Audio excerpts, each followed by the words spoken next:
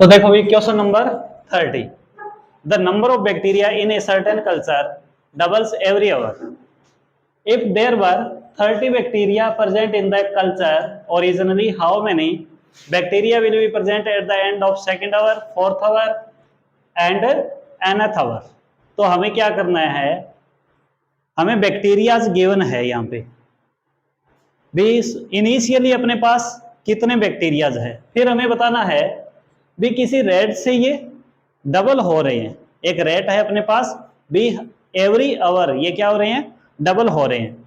तो हमें बताना है भी second hour after second hour यानी कि 2 आवर बाद ये कितने हो जाएंगे, फोर्थ आवर के बाद ये कितने हो जाएंगे।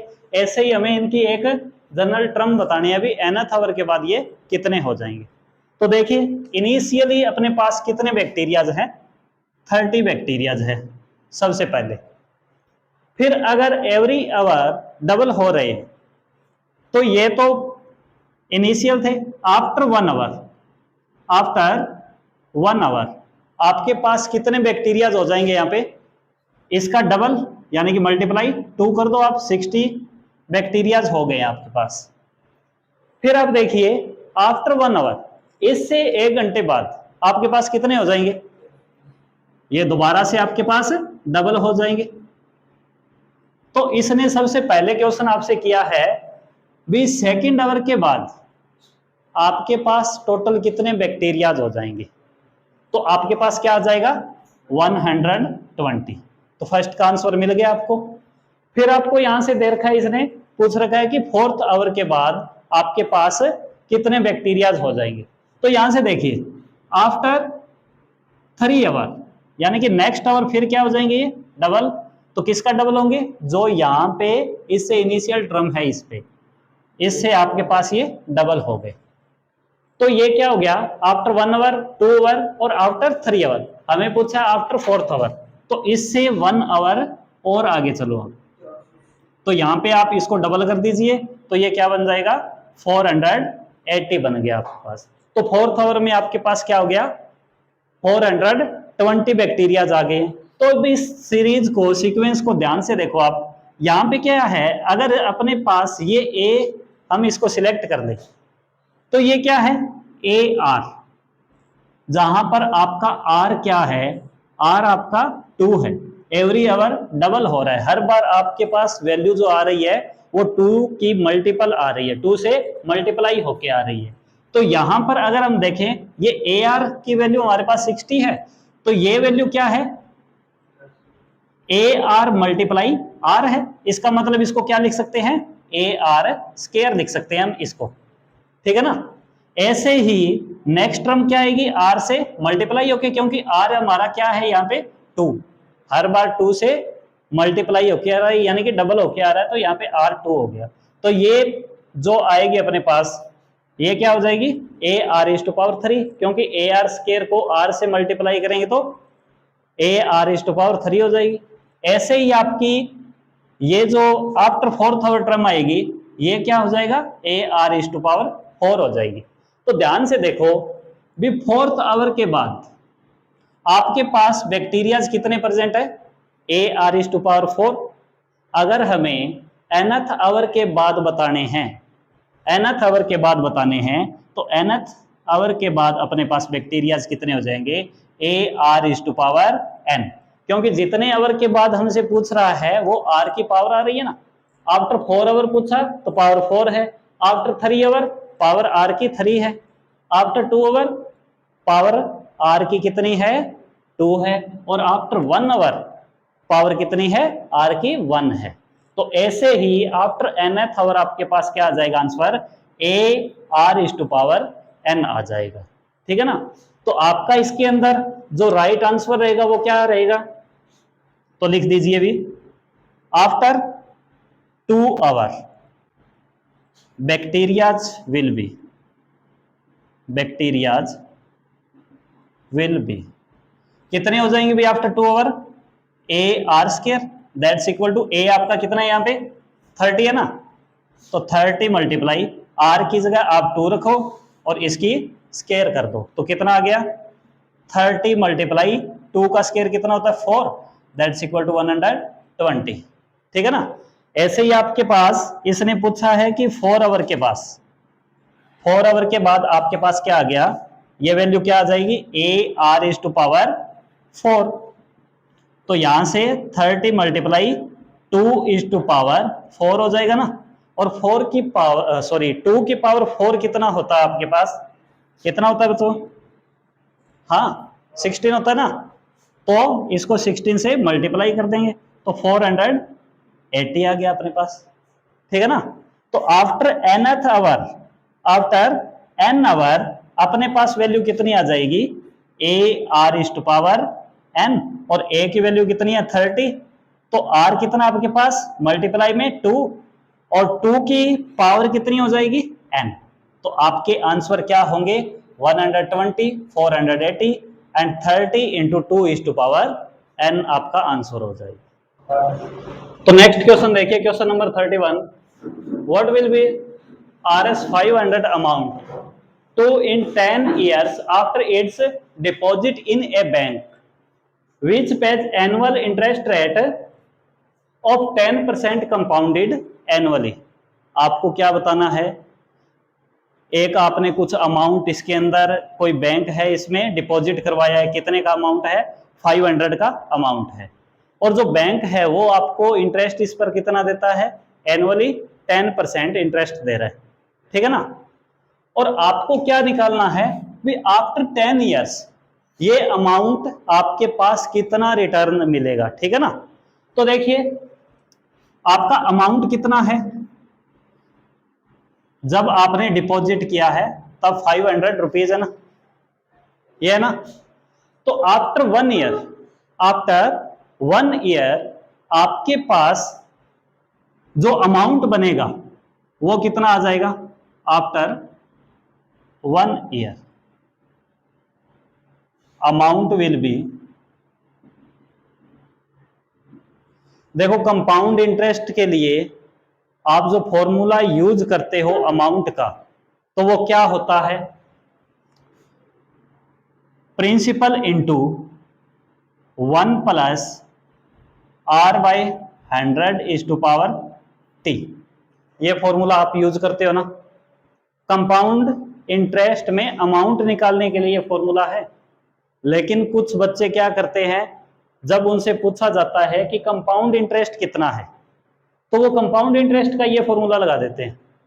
लेकिन अगर आपको कंपाउंड इंटरेस्ट यहां से फाइंड आउट करना हो तो माइनस पी और करना पड़ेगा, क्योंकि ये हमारे पास क्या आता है, अमाउंट आता है। अमाउंट में से हम प्रिंसिपल अमाउंट जब माइनस करें तब हमारे पास इंटरेस्ट आएगा, ठीक है ना। तो ये चीज आपको ध्यान रखनी है। तो हमें तो यहाँ पर क्या चाहिए, अमाउंट ही चाहिए, इसलिए इतना ही फॉर्मूला यहाँ पे यूज करेंगे, अमाउंट का फॉर्मूला यूज करेंगे जो कंपाउंडेड है आपके पास। तो फर्स्ट ईयर के लिए आपके पास क्या आ गया, प्रिंसिपल अमाउंट आपका कितना है, इसको हम क्या लिखेंगे, प्रिंसिपल अमाउंट लिखेंगे। तो 500 है ना, तो P इक्वल टू 500 है, तो यहाँ पे 500 रख दिया, ठीक है ना। फिर क्या है 1 प्लस R कितना दे रखा आपको 10% ना, तो R की जगह आपका क्या आ गया 10 डिवाइड बाय 100, और पावर आपकी क्या है T है। हम क्या निकाल रहे हैं 1 ईयर में, तो टाइम कितना होगा यहाँ पे 1 ही होगा। इसको अगर फर्दर कैलकुलेट करें तो हमारा क्या आएगा 500 इंटू 1 प्लस, इसको क्या लिख सकते हैं 10/100 को, क्या 0.1 लिख सकते हैं, लिख सकते हैं ना। तो 10/100 हमारा क्या बन गया 0.1, और इसकी पावर 1 है तो पावर 1 लिखें या ना लिखें, शो करने की कोई जरूरत नहीं है। तो ये क्या बन गया 500 इंटू 1.1 बन गया। तो आफ्टर 1 ईयर आपके पास इतना अमाउंट आएगा। आफ्टर 2 ईयर आपके पास कितना आएगा भाई, यहां पे लिखो आफ्टर 2 ईयर जो अमाउंट है ये आपके पास क्या बन जाएगा 500। देखो कंपाउंड इंटरेस्ट आपका जो होता है ना ये हमेशा जीपी के अंदर होगा। कंपाउंड इंटरेस्ट किस में होगा जीपी के अंदर, और सिंपल इंटरेस्ट किस में होगा एपी के अंदर, ये याद रखना है, ठीक है ना। तो हमारे पास कंपाउंडेड है तो ये हमें पता है कि जीपी के अंदर आएगा। तो हर बार क्या होगा जो हमारा 1.1 है इससे मल्टीप्लाई होता जाएगा, यानी कि जो आर है वो क्या है 1.1 है। आर आपके पास क्या है 1.1। जीपी के अंदर जो हम कॉमन रेशियो यूज करते हैं वो आपका यहां पर क्या आएगा 1.1। तो जितने ईयर में पूछे उतने आपके पास आर मल्टीपल होता जाएगा, ठीक है ना। तो देखिए ऐसे ही हमें क्या बताना है, आफ्टर 10 ईयर्स बताना है। तो आफ्टर 3 ईयर अपने पास क्या बचेगा भाई, आफ्टर 3 ईयर अमाउंट कितना आएगा 500 इंटू 1.1 इज टू पावर 3 कर दूं, कोई दिक्कत नहीं है। मैंने कहा भी हर बार आर मल्टीप्लाई होता जाएगा, तो आर इंटू आर, इसमें क्या आ जाएगा आर की पावर 3 आ जाएगी भी, आर स्केयर इंटू आर करेंगे तो आर की पावर 3 आ गई। अब आपसे इसने यहां पे क्वेश्चन किया कि आफ्टर 10 ईयर्स, तो आफ्टर 10 ईयर्स आपके पास कितना आ जाएगा आफ्टर 10 ईयर्स, तो पावर कितनी हो जाएगी आपके पास यहाँ पे 500 इंटू 1.1 इज टू पावर 10, ये आपका आंसर होगा, ठीक है ना। देखो भी क्वेश्चन नंबर 32 क्या कह रहा है, if am and gm of roots of a quadratic equation are 8 and 5 respectively, then obtain the quadratic equation। आपको क्या दे रखा है, जो रूट्स है ना एक क्वाड्रेटिक इक्वेशन के, उसका अर्थमेटिक मीन और ज्योमेट्रिक मीन के बारे में ये बात कर रहा है। तो क्या बात कर रहा है भी am और gm जो है वो आपको दे रखे हैं 8 एंड 5, am है 8 और gm है 5। किसका am और किसका gm, जो क्वाड्रेटिक इक्वेशन है उसके रूट्स का। तो क्वाड्रेटिक इक्वेशन जनरल फॉर्म क्या होती है, a x square plus B X plus C equal to 0, ये आपके पास क्या होती है क्वाड्रेटिक इक्वेशन होती है, ये इसकी जनरल फॉर्म होती है। अगर इसमें हम बात करें भी हमारे पास अगर इसके रूट्स लिखने हो हमें, तो हम क्या देखते हैं, हमने 10th में पढ़ा था इसके जो रूट्स निकालते थे वो क्या होते थे अल्फा एंड बीटा निकालते थे ना। और जब इनको प्लस करते थे, जब इनको प्लस करते थे और मल्टीप्लाई करते थे तो एक रिलेशन बनती थी। और अपने पास जब रूट्स गिवन होते थे, रूट्स गिवन होते थे तो उस टाइम जो क्वाड्रेटिक इक्वेशन थी उसकी जनरल फॉर्म क्या बनती थी, X square minus alpha plus beta into X plus alpha into beta equal to 0। ये किसके रिस्पेक्ट में है आपके पास, रूट्स के रिस्पेक्ट में है। तो अब हम इसके ऊपर यहां पे आगे क्वेश्चन को सॉल्व करते हैं। भी आपको am कितना दे रखा है अल्फा और बीटा का 8 दे रखा है ना, तो अर्थमेटिक मीन क्या होता है भाई, अर्थमेटिक मीन अल्फा और बीटा का देखना है, दोनों को प्लस करो और 2 से डिवाइड कर दो, ये क्या आ जाएगा आपके पास अर्थमेटिक मीन आ जाएगा, जो आपको क्वेश्चन में क्या दे रखा है 8 दे रखा है, ठीक है। तो यहां से अल्फा प्लस बीटा आपके पास क्या आ गया, ये 2 यहां से इस तरफ चला जाएगा और मल्टीप्लाई हो जाएगा, तो 8 के साथ मल्टीप्लाई होके ये क्या बन गया 16। तो अल्फा प्लस बीटा हमारे पास क्या आ गया 16 आ चुका है। अब हम देखते हैं अभी यहाँ पे जो जीएम है यानी कि ज्योमेट्रिक मीन आपको क्या दे रखा है 5, तो इनका ज्योमेट्रिक मीन आपके पास क्या आएगा, अगर अल्फा बीटा का हम ज्योमेट्रिक मीन देखें तो वो क्या आएगा root alpha root alpha beta आ जाएगा आपके पास, ठीक है ना। तो अल्फा इंटू बीटा रूट इसका करें तो ये क्या आ जाएगा 5 के इक्वल। अगर मैं यहां से इन दोनों का स्केयर कर दूं, दोनों तरफ क्या कर दूं स्केयर कर दूं, तो क्या बन जाएगा squaring both side, squaring both sides. तो स्केयर करने पर क्या आ गया हमारे पास alpha into beta equal to 5 का स्केयर क्या आ जाएगा 25। तो अल्फा इंटू बीटा अपने पास 25 आ गया और अल्फा प्लस बीटा कितना आ गया 16। अब इन दोनों की वैल्यू हम क्या कर देंगे इस जनरल फॉर्म में यहाँ पे पुट कर देंगे, तो हमारे पास क्या आ जाएगी क्वाड्रेटिक इक्वेशन।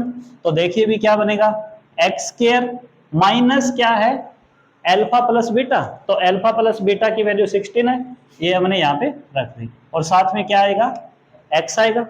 फिर क्या है, प्लस अल्फा बीटा, अल्फा और बीटा की मल्टीप्लाई कितनी है, 25 है ना, तो प्लस का क्या आ गया 25, दैट्स इक्वल टू 0। तो ये आपकी क्या आ गई यहाँ पे, क्वाड्रेटिक इक्वेशन आ गई। हमें सिर्फ ये क्वाड्रेटिक इक्वेशन ही बनानी थी। तो आपकी यहाँ से ये जो एक्सरसाइज 8.2 है ये कंप्लीट होती है।